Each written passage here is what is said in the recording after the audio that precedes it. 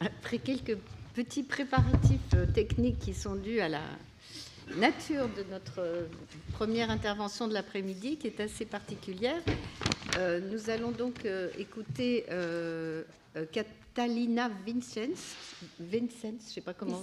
Vicens, pardon, de l'Université de Leiden, qui est donc à la fois musicologue et musicienne, hein, qui a étudié le clavecin et qui a étudié ensuite les théories musicales au XIIe et XIIIe siècle. Et je crois qu'on va avoir une performance issue de ces deux compétences. Donc nous vous laissons la parole avec plaisir. Oui. Je vais commencer par la musique alors.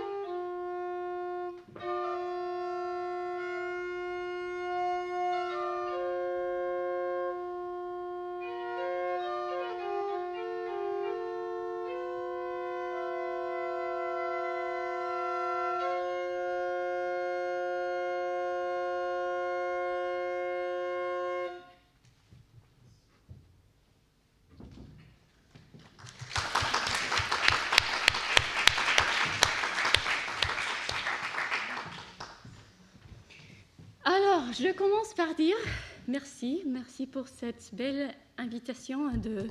Ah, je parle en anglais. Thank you for this great invitation, and it's a pleasure to be surrounded by so many interesting people. And I have to admit, in the first place, philosophy is not my field.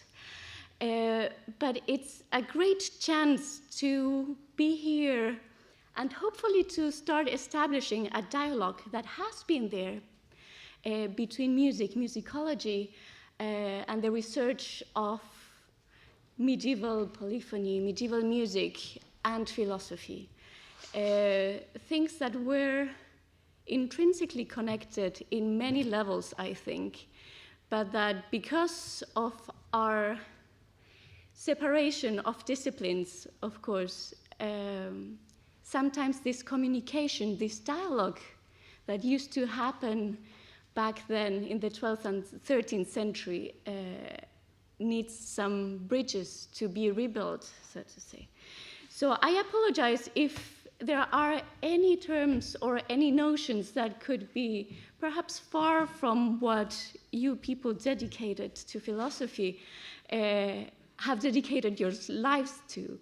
But I hope it opens some questions.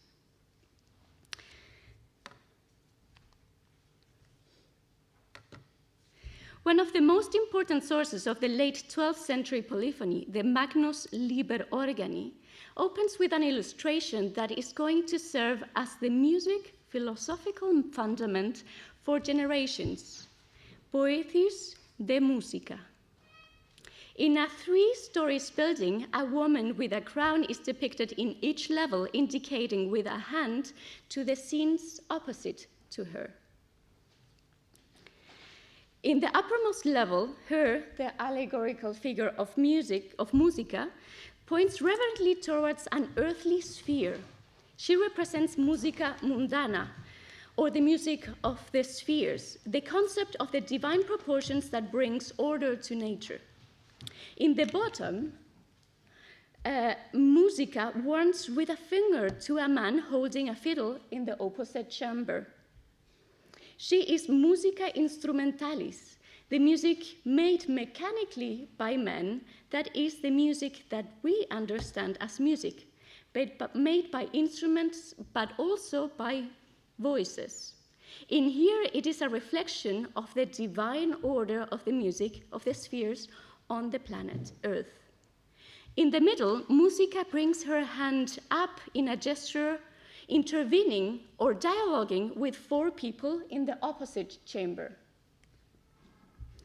They, holding hands, represent the effect of music in people, Musica Humana, or the music created between the souls of human beings. Mirroring Pythagoras, Boethius had suggested that God created the world through numbers, and it is thus music formed by arithmetic proportions, what can mirror the divine on earth. And therefore, the human soul is composed in itself by musical proportions. This vision of a fluid dialogue between microcosmos and macrocosmos is going to be one of the instruments of what I will call the musical philosophy throughout the Middle Ages. Once we turn the page of this same codex, the Magnus Liber, an illuminated capital introduces a picture of musical symbols. 4 lines, 4 voices, and 4 people are represented in this page.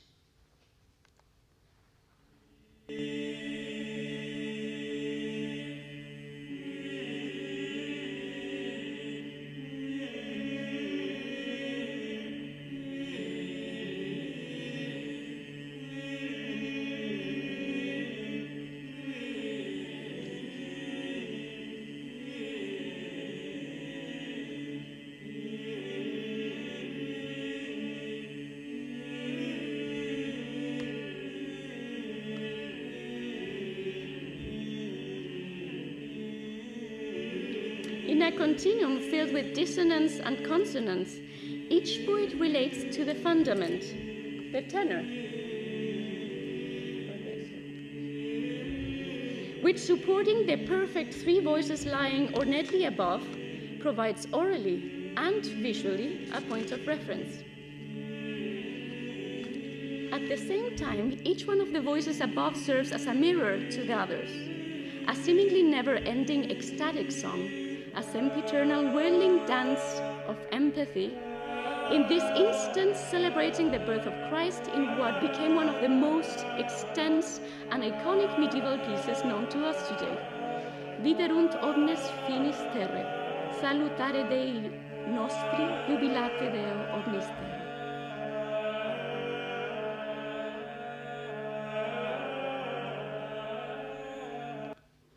Perotinus, a young monk in Paris, used the compositions of his master Leonin as a basis to create this organum quadruplum, a language that was unheard, or better said, unseen before.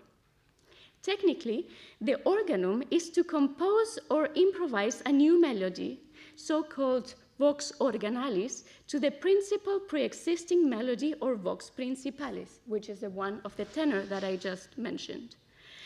This technique is already described in an anonymous source from northeastern France around the year 1860, called Musica Enchiriadis.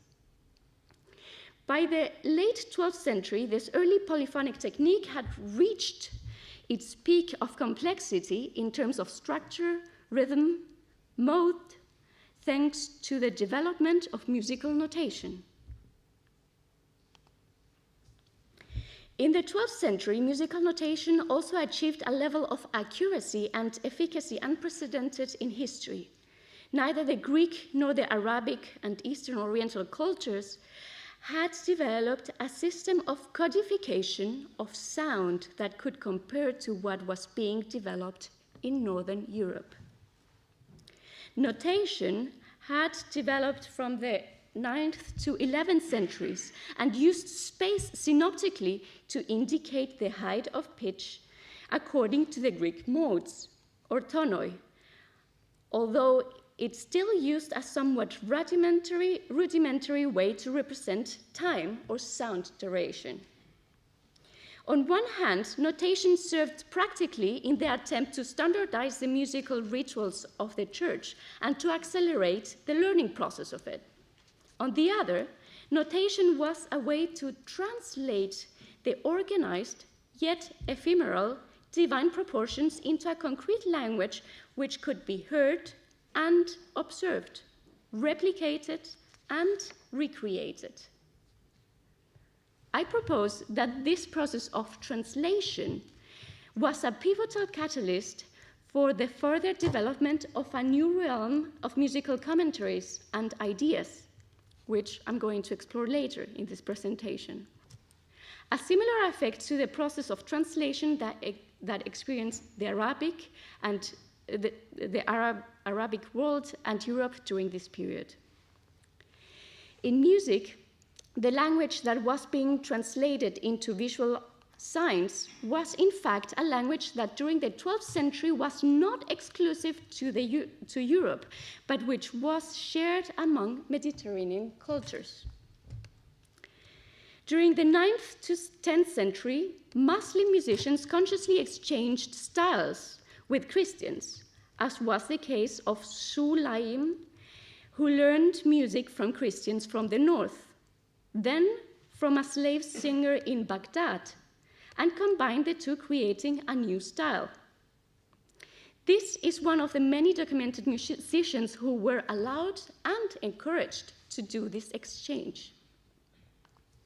By the 13th century, in the courts of Christian Spain, musicians from Moorish Spain and Sephardis collaborated closely, something that is particularly well documented in the Cantigas de Santa Maria, written during the reign of Alfonso X el Sabio. For this process of communication to be possible, there must have been a source of musical intelligibility, as Reynolds suggests. Back in the 10th century, written music was not established among the traditions, so it could not have been served to communicate among different cultures. It is then modality in itself which must have served as the common language, a bridge between regional traditions, where everyone, despite using individual music dialects, could communicate and influence each other. It is through the mathematical Pythagorean division expressed in sound, exemplified by Boethius with the division of the string of a monochord that we see exemplified there, and the comparing of the sounds of bells and proportional sizes, that the tones that conform each mode are attained. An entire sequence of tones generated by subdivision is what we understand as mode or modus of a scale. Or today we would call that similarly a scale. Paradoxically, it is the modal polyphony developed from the 12th century onwards what is soon going to become a crucial factor in the division of musical worlds, East and West. Christianity would, on one hand, use the status of notated music to develop the ever more complex system of polyphony, relying on a relatively simple and stable modal or tonal system. On the contrary, the Arabic world will develop modality, using complex systems of microtones and expanding modes, a phenomenon that could only be attained through oral traditions. It was Boethius himself, as we saw in the depiction of Musica, Humana, who observed that music in itself was able to resolve dissonance or discord between people. Before I discuss the possible relation to the concept of armonia and dissonancia with musical harmony and dissonance, let's take a look at how the Pythagorean system of tones and modes works and what does musical dissonance mean for 12th century ears, which is not what we understand necessarily today as dissonance.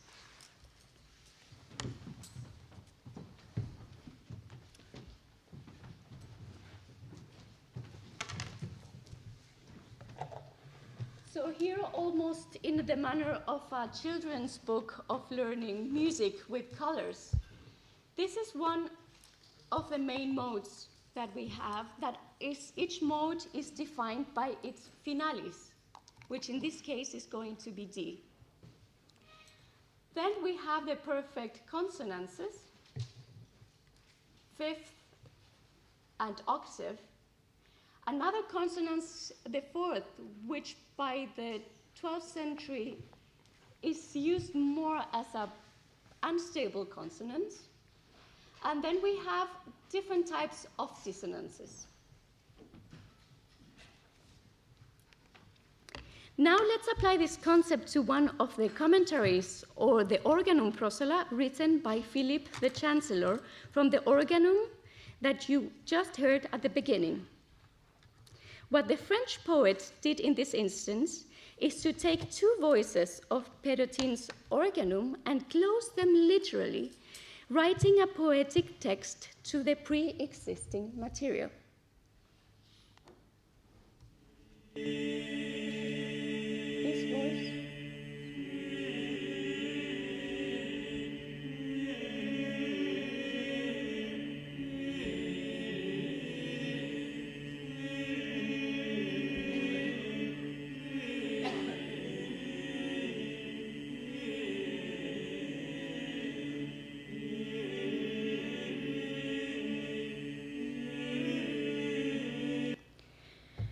Chancellor does not only take the poetic rhythm, which develops together with the melodic variation, but if we look at the text setting that unfortunately is not very well visible here, in relation to the vox principalis, we're going to be surprised. Knowing already some basic principles of harmonic dissonance in Pythagorean tuning, which is going to be a crucial factor for this modal system and dissonance to work, let's look at the first section of the Professio.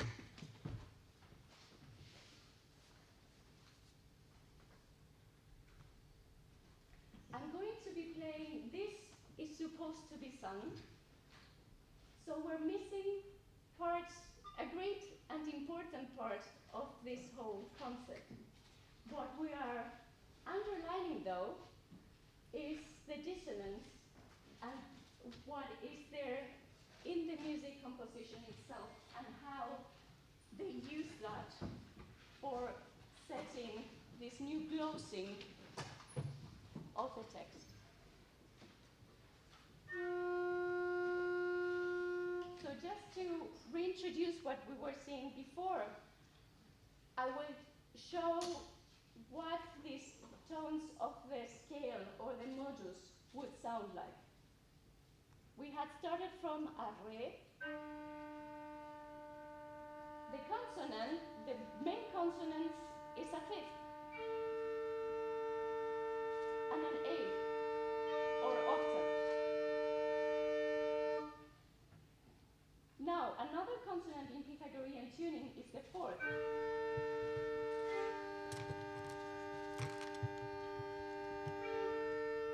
But in a way, we want to go to the fifth.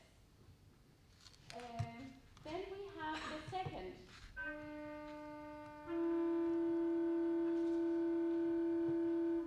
In Pythagorean tuning, very strong dissonance. The third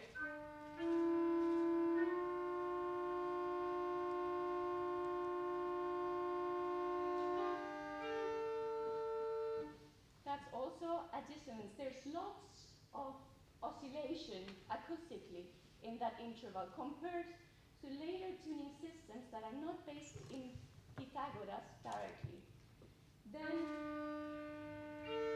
from the fifth we have a sixth dissonance, seventh.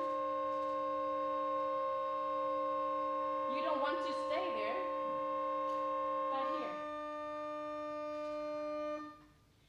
As basic as this may seem to our modern ears that are so overwhelmed with sound,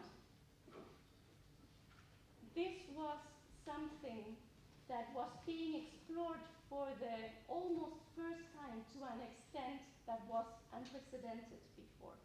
So I'll start, if we could have less light so that the audience could look at what is on the screen, that would be wonderful. I will outline the dissonances.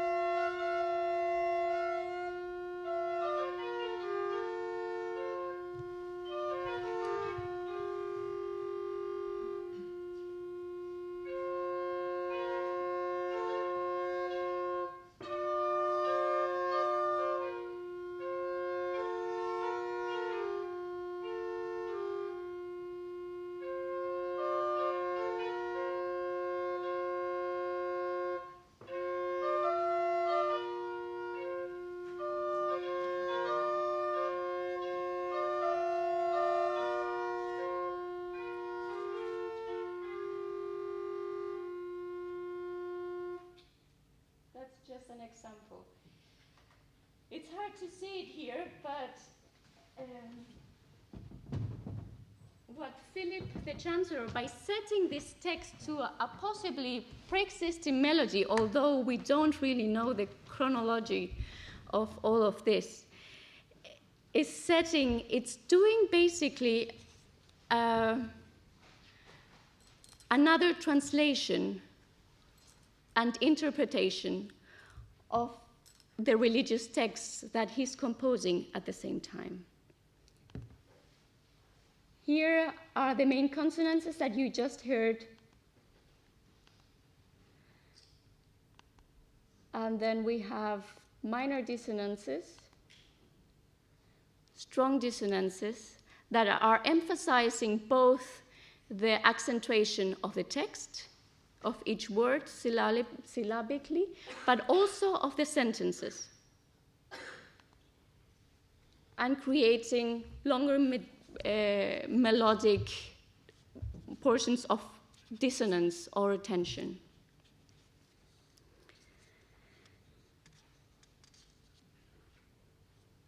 In this prosula, Viderunt omnes, we will find that the poet works closely in the text setting of the melody, almost as if it was conceived together with the composition of Perrotin at the end of the 12th century.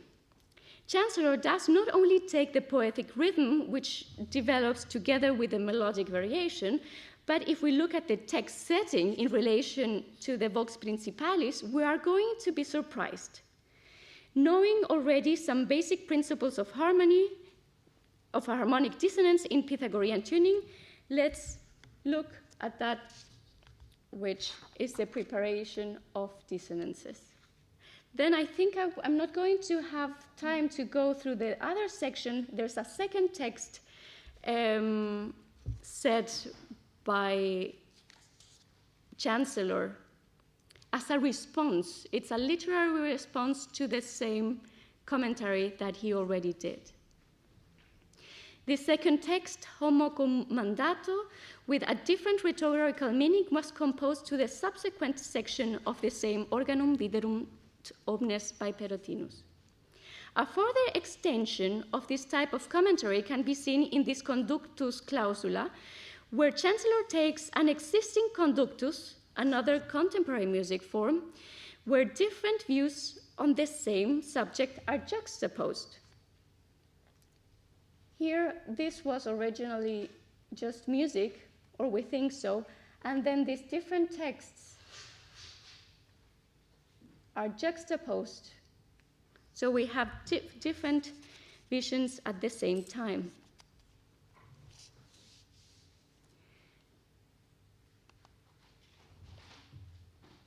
Both Chancellor and Perrotin are applying the principles of the scholastic method to music, composition, division, and subdivision. In this example, each voice is set syllabically to a new text, where each melody and text relates to the tenor, which is now also rhythmicized and set syllabically. I'm going just to briefly show what I'm talking about in this anima conductus prosula. I'll start by playing just the tenor, or tenor is the word for the fundament or the basic structural note. If we can have less light, c'est possible d'avoir un peu moins de lumière? Est-ce qu'on peut baisser un peu la lumière, s'il vous plaît? Merci. Merci. So the tenor.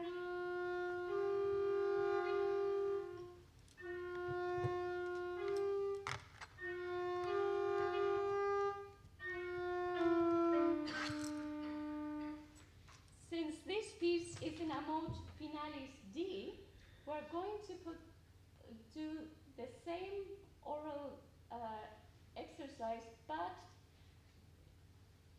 with this Bourdon note, just to hear what the dissonances are.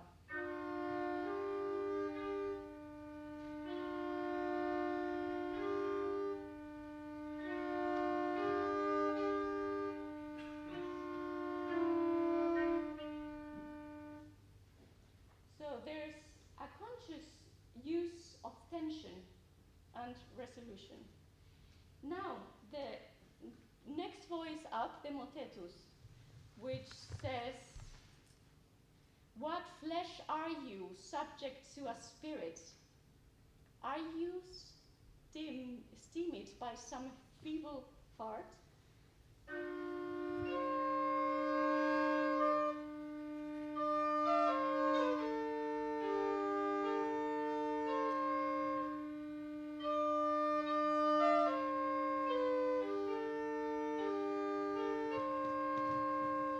Each question ends in a seventh if we think of the mode. If we combine that with the tenor, anima iuge lacrima, di flue.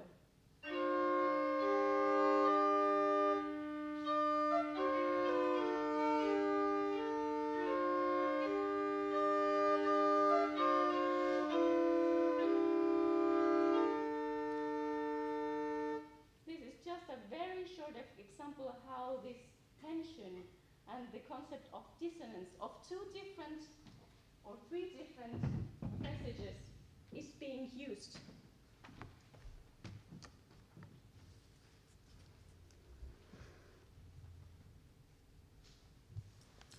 In the late 12th century, the process of juxtaposing different views, as in the musical words of Perutinus and Philip the Chancellor, both synoptically and conceptually, brings us closer to the newer philosophical approaches being cultivated by their contemporaries.